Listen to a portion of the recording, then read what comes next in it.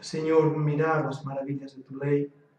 Y Padre, como siempre hacemos, pedimos que tú nos dirijas, que nos des un corazón de aprendizaje, un deseo ardiente, Padre, de conocerte más a ti, conocer tu palabra, y nos ayude, Señor, a crecer en ese conocimiento de tu gracia. Padre, que podamos ver cómo tú a lo largo de los años has sido fiel a tu pueblo, fiel a tus hijos, como tú eres un Dios bueno y justo. Padre, pedimos que nos acompañes en estos momentos, traigas a los estudiantes que están en camino, bendigas también, Señor, a los que van a estar viéndolo a través de internet, y Señor, sea una época, un momento bien aprovechado para nuestro crecimiento espiritual. Padre, que estamos agradecidos y lo pedimos en el nombre de Jesucristo. Amén. Bien, en la última clase estuvimos viendo básicamente la sinagoga, los escribas, estuvimos viendo alguna cosa más y había unas hojas que eran como de repaso. Y realmente es un repaso de examen. Así que Sharon has llegado justo para el examen. Sí. ¿Está bien? No, pero no es examen, no es examen. Lo que sí nos ayuda es a poder repasar rápidamente, de una manera rápida, lo que hemos ido aprendiendo y así asegurarnos que hemos entendido todo. Estoy en la página 7. Al final de la página 7, repaso de lo aprendido. Apunta a la primera época en la historia entre el Antiguo Testamento y el Nuevo y 3 hechos notables de dicha época que nos ayudan a entender lo narrado en el Nuevo Testamento. ¿Estáis ahí todos? Muy bien, entonces, la época del Imperio Persa. Imperio Persa. Lo primero que hemos estado viendo, la influencia del Imperio Persa en la nación de Israel y cómo la providencia de Dios preparó al Imperio Persa para que hoy pudiéramos tener ese precioso Antiguo y Nuevo Testamento, esos 445 años de silencio intertestamentario. La pregunta número 1. ¿Qué es lo primero que vimos después del Imperio Persa? Importantísimo. La gran dispersión. Muy bien, buena respuesta. Y después de la gran dispersión, que fue cuando se marcharon a todos los judíos por toda aquella zona, y allí donde iban establecieron algo muy importante, que era la sinagoga. Y en la sinagoga, estuvimos viendo un poco el funcionamiento de la sinagoga, había un principal de la sinagoga, rabí, había un grupo de ancianos que eran los representantes familiares, y entonces había alguien que se empezó a hacer importante en esas sinagogas, que eran los escribas. ¿Habéis visto? Es fácil el examen este, Muy bien. ¿Qué era la gran dispersión? En tus propias palabras, ¿cómo lo traduciríamos? Ahí en las notas dice que fue el esparcimiento de los judíos a través del mundo antiguo. ¿Pero por qué se produjo esa gran dispersión? ¿Recordáis qué es lo que había pasado con los judíos? Para la segunda venida, ¿no? Para la primera venida. Para la primera venida. Eso es. Sí. Y fue resultado de su desobediencia, ¿no? Porque los atacaron. Su desobediencia. Los llevaron cautivos, primero a Babilonia, y ya después del regreso para construir el templo. Con Esdras y Nehemías, aún así hubieron muchos que no volvieron y empezó lo que llaman la gran dispersión. La gran dispersión, ¿cuándo empieza? Empieza cuando se los llevan, ¿no? Eso es.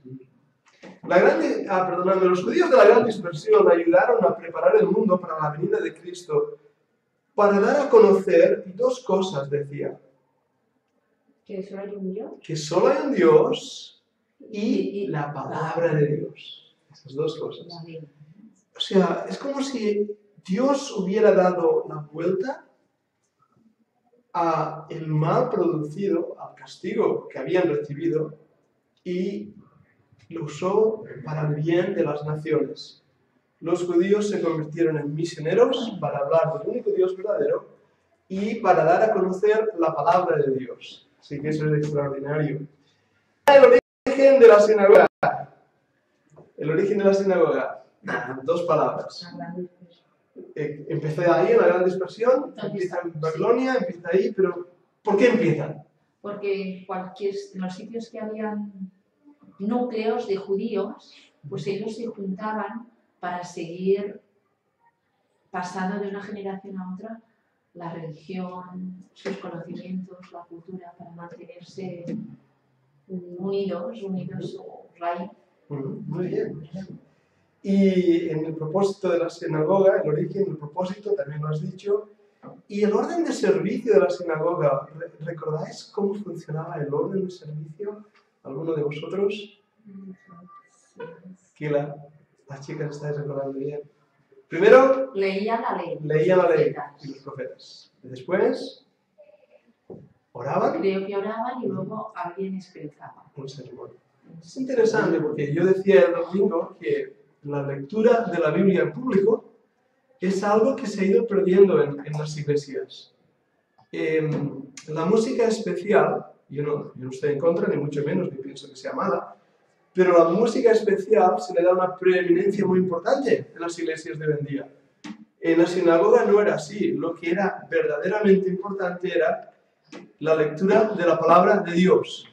Y los niños judíos conocían la palabra de Dios y el énfasis estaba en la palabra de Dios. Ahora es al revés, la adoración ocupa más tiempo que lo que es la predicación. Y de hecho la lectura de la palabra, simplemente leer la Biblia, ha sido puesta a un lado, ha sido totalmente sacada, cuando debería ser lo primero. Por eso los judíos, qué buen ejemplo, leían la ley y los profetas, oraban y después el maestro, el rabí, el principal de la sinagoga, daba un sermón sobre esa lectura. Aquí hay un punto que ya dice, durante los juicios de la sinagoga, los escribas tenían la oportunidad de dar la ley al pueblo de Israel. El punto número 2 de la página 7 de arriba. Sí. Cuando dice dar la ley, quiere decir explicarla. Eso es también muy importante, la función de los escribas, que serían los maestros, no solamente porque escribían, sino que conocían la ley y hacían entender la ley también a los que había gente que no sabía leer. No es como ahora, que un gran porcentaje de gente sabe leer. El hebreo es muy difícil de leer y por eso ellos eran especialistas. Lo que me llama la atención en este punto es que el escriba tenía la función, que se puede transmitir también, tenía la oportunidad de dar la ley al pueblo de Israel. ¿Sí? Tenía la función, tenía un cargo específico. Eso es. Es su responsabilidad, su oportunidad, lo que ellos hacían, su función dentro de la sinagoga. ¿Sí? Muy buena observación. 1.34. Apunta 4 funciones de los escribas en cuanto a la ley. Pues los estamos diciendo. Estudiarla, copiarla, interpretarla y enseñarla. Esas son las 4. Estudiarla porque antes de poder enseñar tienes que estudiar y tienes que pasar muchas horas de estudio para poder dar y transmitir. No solamente es conocer un poquito, sino que muchas horas de estudio. Entonces, cuando das una hora de enseñanza en una clase, los que sois profesores lo sabéis, o lo sabéis también, dais una hora de enseñanza, ha habido muchas horas detrás de preparación para esa clase. Copiarla, la importancia de las copias, no está inventada la imprenta, no había ordenadores como tenemos nosotros, no había nada de eso, así que copiarla a mano, con tinta y una pluma de ave, es como funcionaban. Y hicieron grandes cosas. Tenían que interpretarla y hablábamos el viernes pasado del peligro de la interpretación, de hacer decir a la Biblia lo que nos interesa que diga en vez de lo que realmente dice. Así que el peligro de la interpretación y la responsabilidad de enseñarla. Es una responsabilidad vital del pueblo de Dios enseñar la Biblia, las Escrituras, los escritos sagrados. En el 1.35, casi ya terminando, hemos estudiado 3 hechos notables de la época del Imperio Persa, los cuales nos ayudan, ahí tiene que estar la palabra entender, nos ayudan a entender lo narrado en el Nuevo Testamento y ayudaron a preparar el mundo para la venida de Cristo. O sea, algo que hemos hecho mucho énfasis en esa primera clase es que la gran dispersión Y todo ese tiempo de 450 años entre testamentos, a pesar de que no hay revelación, no tenemos un libro sagrado, canónico, durante 450 años, a pesar de ello, Dios no estaba callado. Dios estaba obrando detrás del telón, por así decirlo. Era como la media parte del gran acto de la redención. El Antiguo Testamento, de repente, un momento de silencio, y una vez más, en el momento en que Dios determinó, empezó de nuevo la gran historia de la redención. Y para eso el Señor tenía que preparar en su providencia no al imperio persa, que es lo que hemos estado viendo, sino al imperio griego, que es lo que vamos a intentar ver en la clase de hoy. He puesto ahí dos mapas. Uno de ellos, el mapa primero, es el imperio persa, y veis ahí todo lo que cubrió el imperio persa. Después, si queréis, si tenéis ganas, podéis pintarlo en casa, y así quedará más bonito en vuestras notas. Pero ahí lo tenéis, alrededor del año 450 a.C., todo el imperio persa, desde el Mediterráneo, pasando el mar Caspio hasta la frontera del mar Aral y casi la mitad del mar Árabe tocando a India. Realmente un espacio grande. Pero cuando veis el siguiente mapa, el mapa número 2, dice los 4 reinos durante la época de la influencia griega. Ahora, cuando hablamos de Grecia, viene a nuestra cabeza ese país que está ahí al lado, pasando Italia, un poco más ahí, son casi vecinos, y dices, eso es Grecia. Bueno, no exactamente. Grecia empezó ahí, Macedonia empezó ahí, pero con Alejandro, el imperio griego se extendería en una gran extensión de terreno que llegaría a cubrir Egipto hasta más allá de la India, toda Bitinia, Macedonia. Y por eso dividimos el imperio griego en 4 partes. Los Lágidas, los Seulícidas, Macedonia y Bitinia. Así que tenemos ahí una gran extensión de terreno que va a ser lo que va a ocupar el imperio griego. Ahora, ¿por qué estamos estudiando historia? ¿Y por qué imperio griego? ¿Esto es una clase de historia? No exactamente, pero necesitamos saber la historia para conocer su historia, la historia providencial de la gracia de Dios. Eso, déjame pasar unos apuntes. Son los de hoy, la realidad, son los de hoy. Así que vamos a empezar con la lección 2, enfatizando la providencia de Dios en el mundo griego para preparar la venida del Mesías y especialmente del Evangelio. En la primera nota dice que al terminar el estudio de esta lección vamos a aprender esto. Estos son los objetivos en la página 11. Estáis ahí todos en la página 11. Los objetivos de la lección 2 son estos. En primer lugar, dar la segunda época del periodo entre el Antiguo Testamento y el Nuevo Testamento. Y 2 hechos notables de dicha época que nos ayudan a entender lo narrado en el Nuevo Testamento y que prepararon el mundo para la venida de Jesucristo. Esa meta es muy amplia, pero todavía estamos en ese periodo intertestamental, 450 años entre los 2 testamentos. Hemos visto el imperio persa y el objetivo ahora es ver el imperio griego, que también empieza justo en esa época. Y 2 eventos que van a preparar el camino para el Evangelio, las buenas nuevas de salvación. El segundo objetivo es apuntar 2 razones por qué era importante el griego como lengua común. La gente no hablaba catalán, no hablaba castellano, no hablaba inglés, hablaba griego. Pero ¿por qué es tan importante el griego en esa época? Y también vamos a verlo. Y el último objetivo de nuestra lección segunda es dar la importancia de la versión de los 70. Nosotros la conocemos como la Septuaginta. La Septuaginta. Y vamos a ver qué es eso de la Septuaginta y por qué se le llama 70 y qué tiene eso que ver con el Nuevo Testamento. Así que tenemos una clase bastante interesante por delante. No vamos a cubrirlo todo, ni mucho menos. Espero poder cubrir al menos el primer objetivo de esta lección segunda.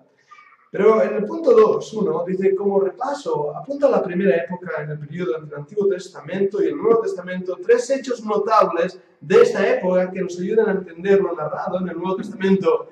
Y eso es, ya tenéis que saberlo, que durante el Imperio Persa acontecieron 3 grandes cosas: la gran dispersión, la sinagoga y los escribas. Eso es lo que el Imperio Persa va a aportar a nuestra historia nuevo testamentaria. Durante los 450 años, desde el 445 al 336, el Imperio Persa, trayendo la gran dispersión, la sinagoga y los escribas. Ahora, en esta lección vamos a estudiar la segunda época en el Imperio, entre los 2 testamentos, y hay 2 hechos notables de dicha época. Esos 2 hechos notables prepararon la venida de Jesucristo. El primer hecho es el griego como lengua común. El segundo hecho es la versión de los 70, la Septuaginta. La época que vamos a estar estudiando es la época de influencia griega desde el 336 a.C. al 167 a.C. O sea, estamos viendo que todavía el Señor Jesús no ha nacido, pero el Señor ya ha estado preparando su venida. Dios no tiene prisa cuando Él actúa. El hombre sí, nos estresamos. Pero Dios va a tardar todo ese tiempo para preparar a su pueblo para recibir al Mesías. Y va a tardar todo ese tiempo para preparar al mundo conocido de aquel entonces para recibir al Mesías. Y lo va a hacer mediante el griego y la influencia griega. El último emperador del Imperio Persa fue Darío III. Durante el reinado de este, se levantó un hombre llamado Alejandro, rey de Macedonia. Podéis ver ahí donde está Macedonia en el mapa, justamente encima de Grecia, en la sección que dice Macedonia. Alejandro se propuso conquistar el mundo entero. Esa era su meta. De hecho, he leído, no sé si es cierto, que cuando llegó a India lloró porque ya no había más mundo que conquistar. Que quería conquistar más. Es una anécdota, no sé si es cierta. Emprendió su marcha victoriosa y no se detuvo hasta llegar a la India. En pocos años se había apoderado de todo el imperio persa y aún de otros países. Hoy conocemos a este rey como Alejandro Magno. Magno quiere decir grande. Alejandro Magno. Las conquistas de Alejandro fue el cumplimiento de la profecía que se encuentra en Daniel 8.5. Y esto ya es muy interesante. Alejandro Magno, al igual que Darío o Ciro, rey de Persia, estaba en los planes, providencia y voluntad de Dios. Y vamos a leer algo ahí en Daniel 8.5. Si por favor podéis abrir la Biblia en Daniel 8.5. ¿Y los estudiantes? Vamos a pedir si lo podéis leer. Daniel 8.5. Mientras yo consideraba esto, he aquí un macho cabrío, venía del lado del poniente, sobre la faz de toda la tierra, sin tocar tierra, y aquel macho cabrío tenía un cuerno notable entre sus ojos. Muy bien, ahora ese versículo nos da muchos datos, pero lo hace de una forma muy simbólica. Alejandro Magno va a ser el representante de ese macho cabrío. Fijaros que dice que viene rápidamente, que no tocaba la tierra. Eso muestra la velocidad de la conquista de este hombre, Alejandro.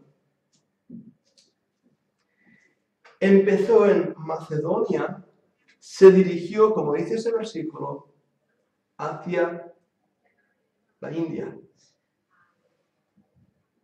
La frase venía del lado del poniente, creo que es como lo dice ahí en la versión, es la dirección por donde se pone el sol, el poniente. Venía de esa dirección, pero iba hacia donde salía el sol. sobre la faz de toda la tierra, Daniel 8:5. Ahora, tenemos que entender también, interpretar la Biblia en su contexto histórico nos va a ayudar. Porque cuando dice sobre la faz de toda la tierra, ¿qué pasa con Estados Unidos? ¿Qué pasa con Australia? Bueno, la tierra conocida por estas. Eso es. Tenemos que leer esto no en el contexto del globo terráqueo, no es lo que está diciendo la Biblia, sino la tierra conocida, la cuna de las civilizaciones. Y hoy los arqueólogos nos hablan de Mesopotamia, la tierra entre los dos ríos, como la cuna de las civilizaciones. Y en ese aspecto es toda la tierra. La frase venía del lado del poniente. ¿Qué quiere decir?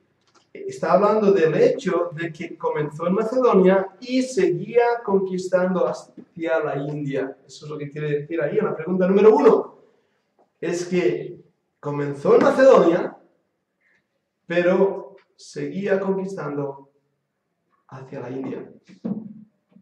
Nada pudo pararle. Era realmente poderoso, un ejército bien organizado, un excelente general en el combate. Alejandro Magno conquistó el mundo conocido. Y como os dais cuenta, comparando los dos mapas, su imperio fue aún mayor que el imperio persa. Mucho mayor. Ahora, no lo dicen nuestras notas, aunque lo hablaremos un poco. Es cierto que el imperio griego lo podemos datar hasta el 167 como imperio, pero la influencia griega va muchísimo más allá, aún después de Jesucristo, aún después de la conquista por Roma, la mentalidad, cultura, filosofía griega va a continuar influenciando. Punto número 2, la frase sin tocar la tierra. ¿Qué indica? ¿Qué quiere decir eso? Que fue muy rápido. Claro, que fue muy rápido. ¿Sí? Pues bien, que fue muy rápido. Alejandro conquistó rápidamente el mundo conocido. Y la tercera pregunta. El cuerno notable representa a Apocalipsis 17:12. ¿Quién puede leerlo? Apocalipsis 17:12.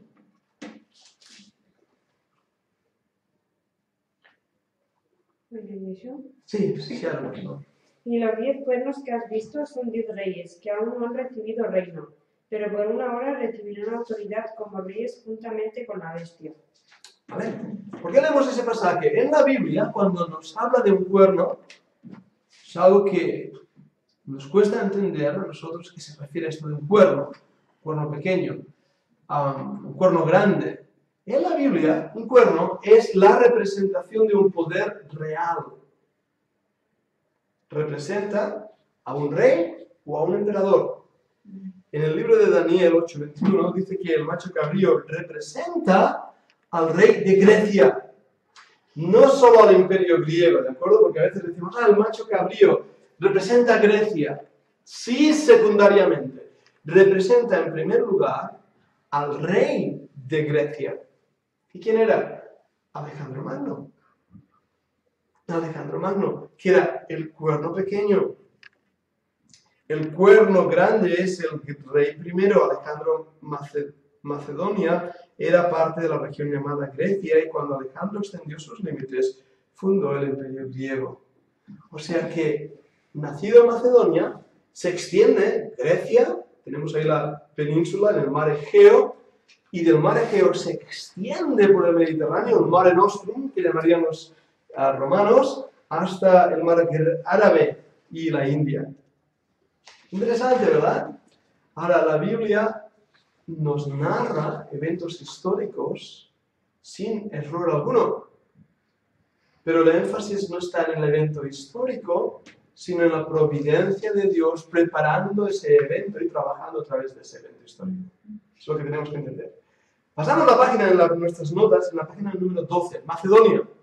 Macedonia era parte de la región llamada Grecia. Sería como, vamos a poner una provincia, por decirlo así. Cataluña, tenemos Barcelona, Tarragona, Mérida, Gerona. Alejandro llevó la cultura y la lengua griega a las tierras conquistadas.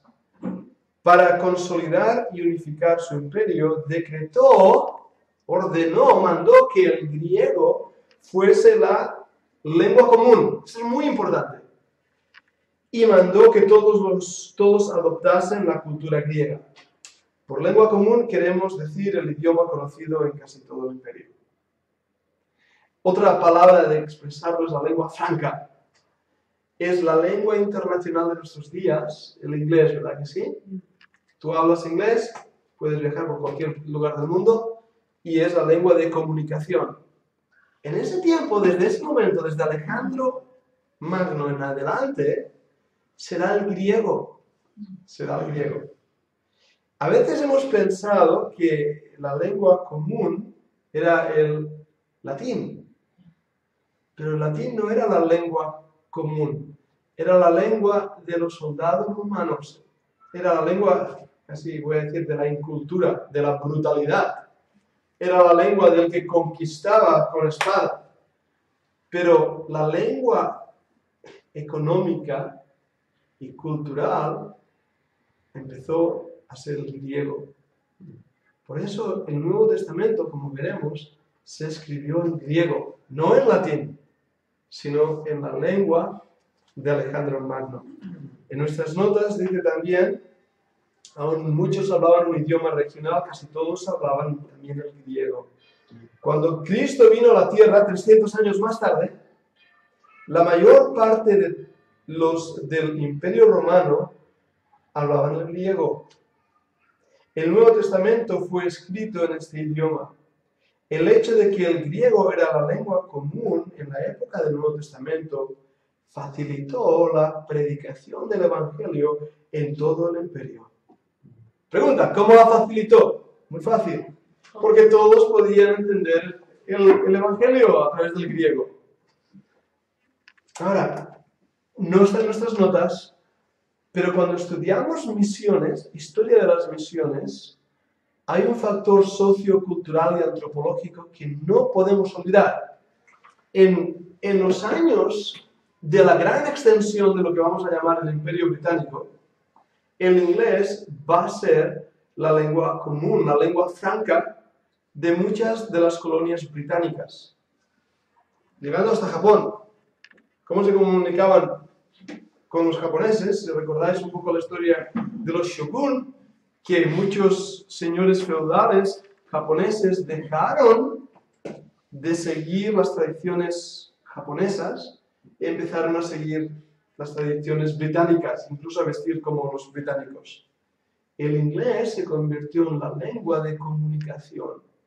Por eso la extensión de las misiones se produce también en el mismo momento en que hay una extensión cultural del imperio británico. Y lo mismo estaba pasando aquí. El griego va a ser la manera en que ahora toda la gente, más o menos de un nivel cultural, va a recibir el Evangelio con la lengua griega. Y la gente que no sabe griego va a empezar a traducir partes del Antiguo Testamento a la lengua de esos lugares. Ya veremos cómo tenemos traducciones del Antiguo Testamento, tenemos, ahora lo veremos, que incluso del hebreo pasó al griego, tenemos la Peshitta, tenemos otras porciones de traducción, para que la gente entendiera la palabra de Dios, aún mucho antes del Nuevo Testamento. Y es interesante esto. El punto número 4, por el Evangelio tenemos que definir lo que queremos decir. Queremos decir las buenas nuevas de salvación por fe en Cristo. En la época del Nuevo Testamento, casi todos podrían entender el Evangelio en el griego. Vemos entonces que uno de los hechos notables de la época de influencia griega que preparó al mundo para la venida de Cristo era el establecimiento del griego como lengua común. Dios quiso que el griego fuera la lengua común. Avanzó algo. Cuando leemos el Nuevo Testamento en griego, descubrimos que no es el griego dórico, corintio o el griego que usaban los filósofos, sino es el griego que llaman koiné, que quiere decir común, el griego de la gente de a pie. Un niño de 4 o 5 años puede entender ese griego. Era un griego muy sencillo. De hecho, hay con 5.200 palabras que conozcas en griego, ya puedes entender bastante de la Biblia. Así que es interesantísimo esto. Ahora, en el punto 2.5, el griego como lengua común era importante en el primer lugar porque casi todos podían entender el Evangelio en el griego y así podían aceptarlo. Dios estaba trabajando en la providencia. Ahora, completa la segunda época, la historia entre los dos testamentos y el primer hecho notable de dicha época. ¿Cuál será? La época de la influencia griega, es lo que hemos estado hablando, 336, 167 antes de Cristo. El griego como lengua común.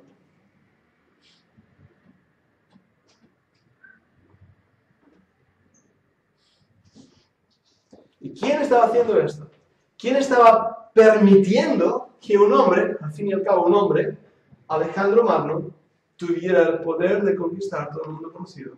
¿Quién estaba detrás de los eventos de la historia? Dios. Dios es el soberano que pone reyes y quita reyes. Y Dios, en su misericordia, estaba preparando el terreno para que recibiéramos el Evangelio. El hecho de que el griego surgiera como lengua común era importante para la predicación del mensaje de Dios por razones que hemos visto. La primera es que todos podían entender el Evangelio en el griego. Eso tiene que quedar muy claro. Dios utilizó el griego para que todos pudieran entender el Evangelio. Pero Dios utilizó al pueblo judío para en cada lugar, allí donde iban, a establecer sinagogas, establecer escribas que copiaran el texto bíblico, que copiaran la ley, la Torá, que copiaran los profetas. Y eso permitió una logística que, llegado el momento, el Evangelio sería aceptado. Todos podían entenderlo. Ahora, a continuación vamos a dar la segunda razón. La primera ya la hemos visto, pero vamos a dar la segunda porque era importante el idioma griego como lengua común. Y la segunda razón se resume en esta frase, y la tenéis ahí marcada. El griego era la lengua perfecta para expresar el mensaje del Evangelio. Wow. Voy a poner un par de ejemplos para no extenderlo, pero vais a entenderlo fácil. El hebreo es una lengua que llamamos que es pictórica. Si habéis visto algún tipo de escritura en Egipto, es una lengua muy complicada y muy divertida también. Pero los jeroglíficos son los escritos del templo. Jero quiere decir templo y grafos, escritura. Los egipcios utilizaban dibujitos, que voy a simplificar, para poder expresar no una palabra, sino más bien una idea. Y el conjunto de ideas era lo que daba el mensaje. Y lo encapsulaban en un cartucho. Si habéis visto, tengo un boli por aquí atrás. Si habéis visto los jeroglíficos egipcios, siempre están dentro de una especie de redondita así. Y entonces ahí hay un pajarito, y hay un hombre, y hay a lo mejor otro pajarito, y hay aquí una balanza, y hay no sé qué. Vale, y a esto se le llama el cartucho. ¿Ah? El cartucho no, el cartucho. Y aquí es donde está el mensaje. Es una lengua pictórica porque cada uno de estos dibujos es una idea en sí mismo. Ahora, de esa idea van a aparecer los mensajes. El hebreo tiene algo parecido. Por ejemplo, la letra Gimel es un camello. ¿Eso es un camino? Sí, lo tienes que mirar de lado, pero es un camello. Me falta la oreja.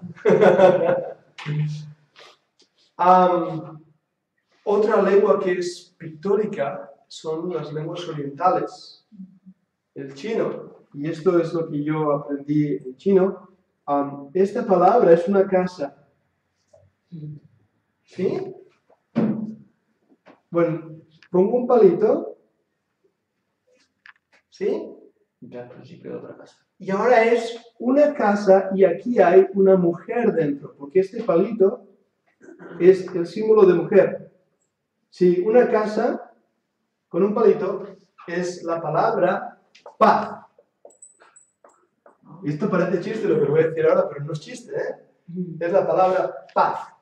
¿Eh? Una mujer que está ahí en la casa y hay paz. Es pictórico. Cuando hay dos palitos, la palabra es guerra. Está el palito mío, ¿no? Es guerra. Así que es curioso. Yo no sé mucho más de chino que eso, ¿vale? Pero me hace mucha gracia. Ahora, de esto era muy difícil poder entender los jeroglíficos hasta que encontraron la piedra Rosetta. La piedra Rosetta está en el museo, hay una réplica en el Museo de Egiptología en Barcelona, la Fundación Clos, cuando hemos ido a visitarlo, lo hemos visto ahí. Y en esa piedra Rosetta hay, en la misma piedra, de una forma más o menos así, y hay 3 textos. Ahora, los textos encontraron que uno estaba escrito en jeroglífico y otro estaba escrito en griego, y eso permitió, cuando empezaron a traducirlo, como el griego ya lo conocían, encontraron el nombre de Ptolomeo, que era un rey, y descubrieron los mismos símbolos aquí. Así que a partir de aquí, a través de encriptación, consiguieron descifrar los jeroglíficos, gracias a la piedra Rosetta. Y así ahora podemos leer muchísimos de los jeroglíficos que hay en Egipto y en toda la zona también de la zona Norte-África, gracias a esta piedra Rosetta. Pero cuando os explico esto era porque el griego decía que era una lengua perfecta. ¿Por qué? Porque hay palabras en hebreo que pueden ser traducidas la misma palabra hasta 40 formas diferentes. Imaginaros la complejidad de traducir ese idioma. Porque debes determinar el contexto para poder decir qué palabra es. Sin embargo, en griego es mucho más específico, meticuloso. Por ejemplo, la palabra amor, yo puedo decir ágape, tengo la palabra ágape, que aparece en la Biblia, tengo la palabra philos, que aparece en la Biblia, y tengo la palabra eros, que no aparece en la Biblia, pero que también es utilizada en el griego koiné. Y después tengo el verbo ergo. Bien, actúa esto de una manera clara en cuanto a qué tipo de amor se refiere. En castellano yo tengo una palabra, amor. Yo amo a mi hermano, yo amo a Dios, yo amo físicamente, apasionadamente. Pero griego tiene que utilizar exactamente el tipo de amor que tú estás amando. Si es a Dios, ágape. Es el amor que Dios tiene hacia nosotros. Es el amor divino, el amor de sacrificio, el amor de entrega, el amor que va mucho más allá de nuestro propio entendimiento. Corintios 13 utiliza ágape. Ahora, cuando la Biblia dice que nos amemos unos a otros, no utiliza la palabra ágape, utiliza la palabra philos, que quiere decir amor filial, amor de hermanos. Y esto es muy bueno verlo, porque cuando el Señor Jesús le pregunta a Pedro, Pedro, ¿me amas? Después de que le negó, ¿recordad la historia? El Señor Jesús le dice, Pedro, ágape moi, ¿me amas con amor ágape? Y Pedro le responde, Señor, fileo toi, te amo con amor filial. El Señor le responde otra vez, le pregunta, Pedro, la segunda vez, ¿me amas? Ágape. Y Pedro responde, Señor, te amo, amor filial. Y la tercera vez, y Pedro se entristece, pero Jesús le dice, Pedro, fileo, ¿me amas con amor filial? Y Pedro responde, Señor, tú sabes todas las cosas. Tú sabes que este es mi amor hacia ti, mi amor es filial. No tengo el amor de entrega que tú tienes hacia mí. Y eso lo ves cuando entiendes el por qué el griego es tan específico.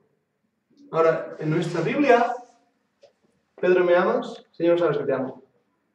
Porque en castellano, del latín, amare, el verbo amare, solamente hay una forma. Y esa forma es amor, se traduce amor, pasa al castellano como amor.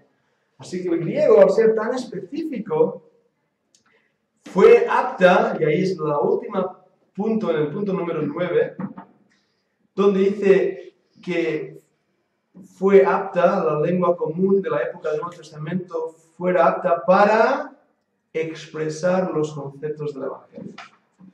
Los conceptos del Evangelio no hubieran sido expresados en la lengua de los jeroglíficos. Era demasiado complicada. Aún tengo entendido que los que estudian jeroglíficos no saben cómo pronunciar algunas de esas palabras. Es una lengua muerta. Demasiado complicada. El hebreo y el arameo. Demasiado complicado. Pero el griego es una lengua exacta. Por eso es lo mismo con el inglés. A diferencia de las lenguas romances castellanas o italiano, francés, portugués, que utilizamos un montón de vocablos, la lengua inglesa es la lengua científica porque es específica. No es tan compleja como nuestra propia gramática. Yo sé que los que estudiáis inglés decís, claro, tienen una ley, entonces tienen una norma y tienen un montón de excepciones a la norma. Yo creo que el idioma más difícil que hay para entender para el extranjero es español, porque en cada región se habla una cosa distinta. También es cierto. También es cierto. Se parecería a la lengua, al griego koinés, en la lengua inglesa. En ese aspecto sí. O sea, la lengua inglesa de nuestros días, que se ha convertido en la lengua internacional, especialmente por los negocios, pues era la lengua de ese tiempo, griega. El griego era la lengua de los negocios, era la lengua de los cambios económicos, del mercado, era la lengua de la filosofía, de la enseñanza, de la religión. Porque cuando uno estudia también las religiones, te das cuenta que el griego empezó a tener muchísima importancia. Y para los filósofos griegos que estaban sedientos de oír palabras nuevas, ideas nuevas, va a ser el griego. Va a ser el griego.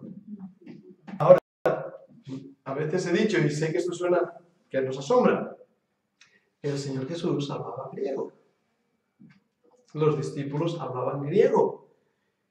Era la lengua común. Ahora, es muy probable que hablaran en casa arameo. El Señor Jesús, su lengua materna era el arameo. Nos pasa igual a nosotros, todos, yo estoy ahora dando la clase en castellano, en casa hablamos catalán, es la lengua materna, por así decirlo. Lo mismo pasaba ahí. El griego era la lengua oficial y cada uno hablaba su idioma o dialecto dentro de su hogar. Pero el hebreo no la tenía. Claro. En la sinagoga. Sí. El hebreo se mantuvo en las sinagogas. Y ahí también está, ya hablando del Antiguo Testamento, escrito en hebreo. El hebreo antiguo fue perdiendo su importancia y uso y quedó más vinculado al mundo intelectual y al mundo religioso. La Torá se leía en hebreo antiguo, pero el arameo, que es al fin y al cabo de la familia del hebreo, de la tierra de Aram, era más usado dentro de los contextos familiares. Sí, esa sería un poco lo que... ¿Y el hebreo no es tan específico que el griego? No. El hebreo es complicado de traducir, de volcar, se dice volcar de un idioma a otro, de llevarlo, porque tienes que estar muy seguro del contexto. Por eso a veces usamos ese ejemplo de Job. Cuando la mujer de Job le dice, oye, maldice a Dios y muérete. Pero la versión 60 dice, bendice a Dios y muérete. Muy bien. Muy diferente, ¿no? Y la idea básica es, pues, di tus últimas palabras y muerte. O es cuando dice también, Dios descendió para ver a los hombres, en Génesis capítulo 6. Ahí lo ha traducido como descendió. Bueno, Dios está en el cielo, baja, a ver, es que no lo puede ver desde los cielos. ¿Qué ha pasado ahí? La palabra ahí que aparece en el original es la misma palabra que cuando un abogado va al lugar donde se ha cometido un crimen a recoger pruebas. Pero claro, he tenido que explicar toda una frase para poder explicar una palabra. Hay otra cosa interesante, y justamente esto lo compartí en Sevilla. Nos reímos un buen rato con esto. Recordad la historia cuando dice la Biblia que Saúl estaba con sus hombres buscando a David. David estaba en una cueva con sus hombres. Y entonces Saúl entró en la cueva para recoger sus pies. Es el texto que utiliza en Samuel. Entonces, claro, cuando uno lee eso y dice, recoger los pies, ¿qué va a hacer con los pies, no? Bueno, recoger los pies es una expresión idiomática para utilizar el lavabo. O sea, fue a la cueva para usar el baño. ¿De acuerdo? Es por eso que entró a la cueva. Pero la Biblia es muy fina y a veces dice cosas que no entendemos.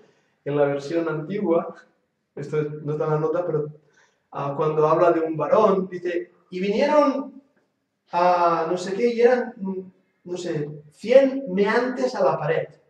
¿Habéis leído esa expresión? En la versión antigua, meante a la pared. Hombres, sin duda alguna, ¿verdad?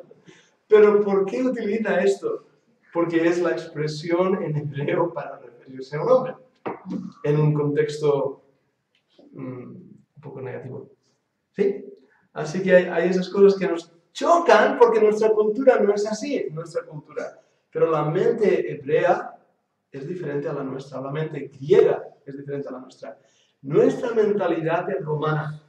Aunque estemos 2000 años después del Imperio Romano, los españoles, los que somos mediterráneos, tenemos una manera de comportarnos totalmente romana.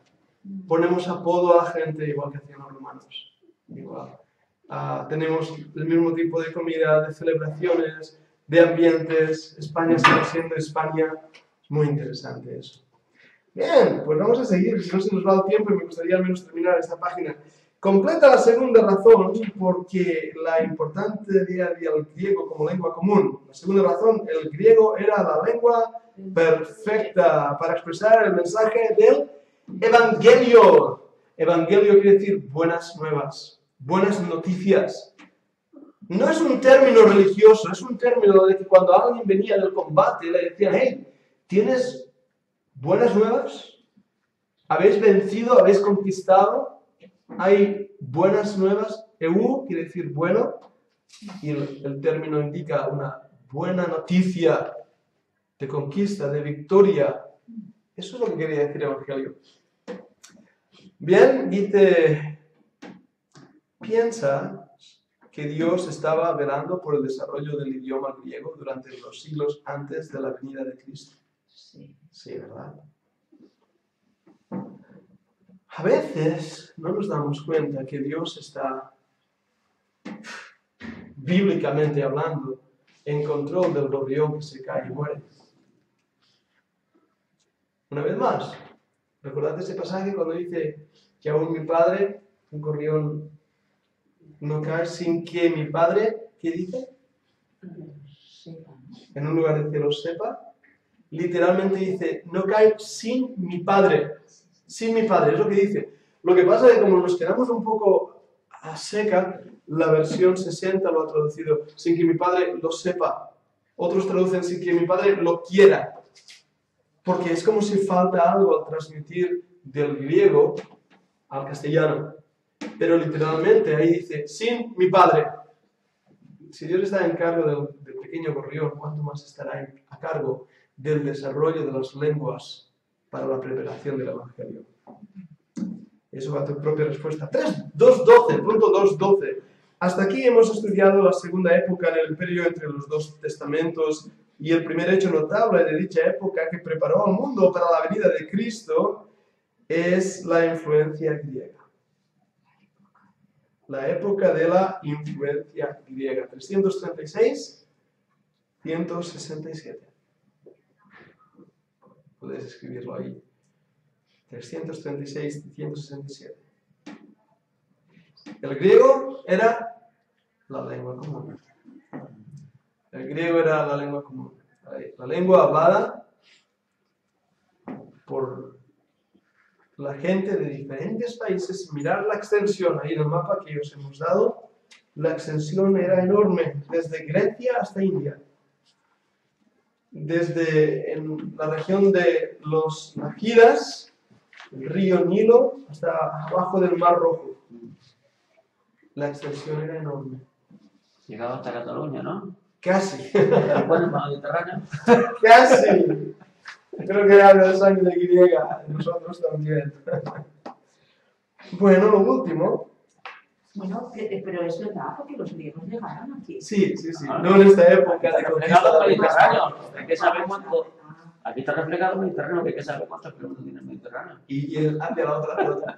De hecho, ese mapa, que es lo que vemos, se refiere a la conquista de Alejandro Magno, que fue en dirección a la India. Pero sí, los griegos estuvieron aquí y la influencia griega sería extraordinaria. En el tiempo de Alejandro Magno, cuando llegaron aquí a España, era bastante. Más tarde. Sí. Él como general, de hecho, él murió en combate no recuerdo el nombre del lugar donde murió, pero él murió en combate. Él podía haber conquistado más, Dios le paró. En Babilonia. Alejandro Magno murió en Babilonia. Sí, pero no dice el nombre, ¿verdad? Bueno, mirar eso, es que lo estudié hace tiempo y ahora no recuerdo exactamente el lugar donde él murió, acampado en Babilonia. Interesante. Lo último, además hemos aprendido dos razones por qué es importante el griego como lengua común. Lo primero, casi todos podían entender el Evangelio en griego, y el griego era la lengua perfecta para expresar el mensaje del Evangelio.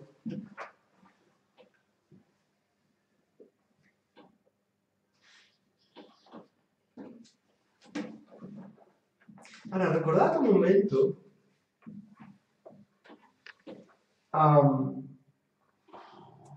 Ahí en Daniel que hemos leído, Daniel 8, vamos a leer el versículo 8 y 22. Ay, ya no puedo leer otro, Daniel 8 y 22.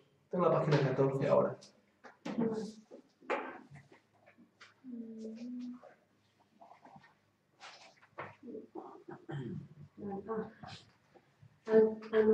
No está escrito, ¿no? El versículo. Sí, en la página 14, Daniel 8. No, pero no está aquí. No está. No, tienes que leerlo en la Biblia. Buscad ese pasaje, Daniel 8, 22. Y ahora es como la Biblia es que trata con detalles que a veces en nuestras lecturas se nos escapan, pero ahí el Señor lo tiene todo reflejado. Cuando quieras. Y el macho cabrío se engrandeció sobremanera, pero estando en su mayor fuerza, aquel gran cuerno fue quebrado, y en su lugar salieron otros 4 cuernos notables hacia los 4 vientos del cielo. Vale, y ahora lee el versículo 22 también. Y en cuanto al cuerno que fue quebrado, y sucedieron 4 en su lugar, significa que 4 reinos se levantarán de esa nación, aunque no con la fuerza de él. Interesante, ¿no? Hemos dicho que el cuerno no representa tanto al imperio griego como representa exactamente a Alejandro Magno. Y ahí dice en esos versículos que va a ser cortado de golpe. ¿Verdad? ¿Cuándo pasó eso? ¿Qué quiere decir cuando dice, cuando está en su mayor fuerza, aquel gran cuerno fue quebrado? Murió.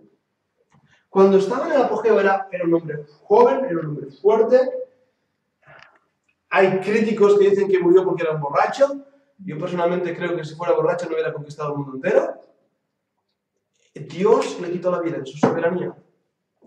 Y el imperio de Alejandro Magno se dividió en 4 partes, en 4 grandes terrenos que también está marcado ahí, con los Lágidas, los Seleucidas, Macedonia y Bitinia, las 4 partes en las cuales el imperio de Alejandro se dividiría. Así que según los pasajes leídos en ese lugar, Daniel predijo que el imperio de Alejandro sería dividido en ¿cuántas partes? 4. 4, muy interesantísimo. En vuestras notas podéis leer ahí el apartado 2.16. Efectivamente, al morir Alejandro Magno, el imperio se dividió en 4 reinos, tal como lo predijo Daniel. Palestina perteneció a la dinastía de los Lágidas, como así también Egipto y la parte de África. Esta dinastía fue fundada por el general Ptolomeo. Este es el que os decía que está mencionado en la piedra Rosetta, a quien Alejandro había dejado en Egipto como gobernador. ¿Entendéis ahora por qué Ptolomeo va a ser mencionado en la piedra Rosetta en la lengua de Egipto y en la lengua griega? Porque la lengua griega era la lengua comercial, la lengua común para poder referirse. Y justamente este Ptolomeo estaba a cargo de la zona de África, donde está Egipto. En el mapa lo podéis ver en la página 10. Los 4 reinos están bien marcados. Como digo, podéis pintarlo después de color y así lo veréis más claro. Los judíos prosperaron bajo el dominio de los Lágidas, fueron protegidos. Muchos adoptaron la lengua y la cultura de los griegos. Sí, en Egipto estaban siendo protegidos. Allí en la isla de Elefantitis, que está situada en el Mar Rojo, ahí establecieron un templo muy parecido a lo que era el templo en Jerusalén. Cuando uno lee también en Etiopía,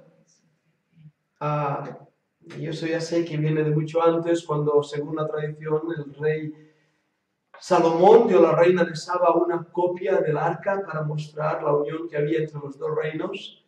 Y las malas lenguas dicen que no le dio una copia, sino le dio el original, y así el original del arca del pacto se lo llevaron a Etiopía y está siendo guardada por el mayor sacerdote ahí. Bueno, eso es lo que ellos dicen, ¿de acuerdo? Pero había influencia aún en Etiopía y hay un montón de judíos que son negritos y son de Etiopía, con influencia helenística.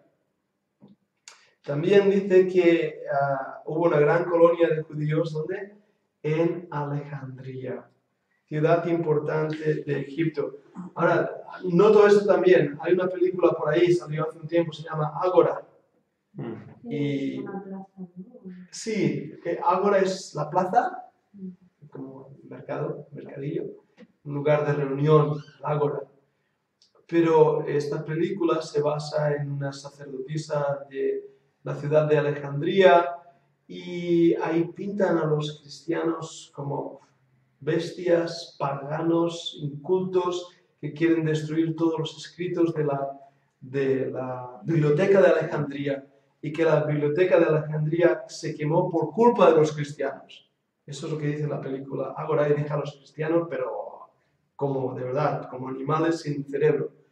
No es cierto. O sea, y lo que dicen los historiadores, la biblioteca de Alejandría se quemó por un accidente, un hecho fortuito, no porque los cristianos le pegaran fuego. Ahora, esa ciudad es importante. En esa ciudad se llevó a cabo el segundo hecho notable de la época, que vamos a estudiar el próximo día, y que preparó al mundo para la venida de Jesucristo. Me refiero a la traducción del Antiguo Testamento en lengua griega, lo que llamamos la Septuaginta, la versión de los 70, porque dice la tradición que 70 hombres durante 70 días hicieron la traducción de todo el Antiguo Testamento al griego. 70 hombres en 70 días.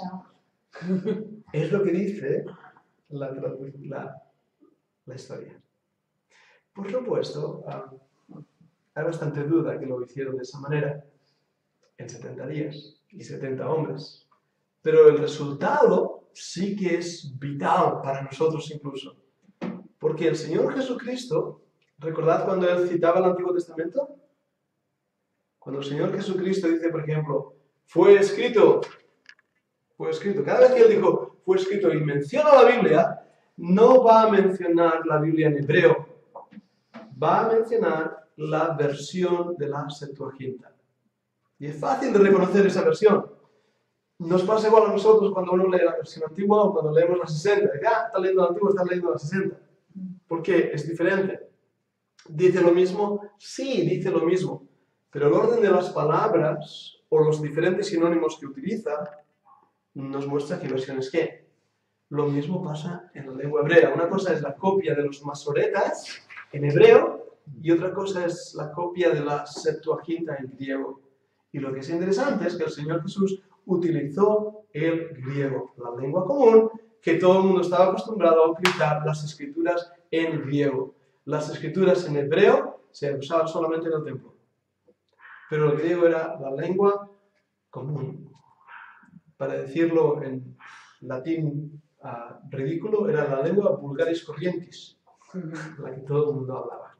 Voy a dejar la Septuaginta para el próximo día y así podremos profundizar más en esta extraordinaria copia del Antiguo Testamento. No sé si hay alguna pregunta antes de terminar la clase en esta tarde. Alejandro, hermano, yo no hablo de él en el sentido de que no he oído nunca que Alejandro hermano fuese creyente, no lo sé. No lo era. Era realmente pagano en su adoración a los dioses de Grecia, en sus tradiciones. Pero lo mismo pasó con Ciro. Dios le llamó mi siervo. Dios utiliza en su soberanía incluso a las personas más malas. Y puedo pensar en gobernadores, aún los déspotas, pensando en Mussolini o en Hitler. Aún ellos estaban en el poder porque Dios les permitió estar ahí. Porque Dios tenía un propósito. Yo no lo sé, yo no lo entiendo. Y Dios no es el autor del mal, sin duda alguna. Pero Dios cumple sus propósitos porque es soberano.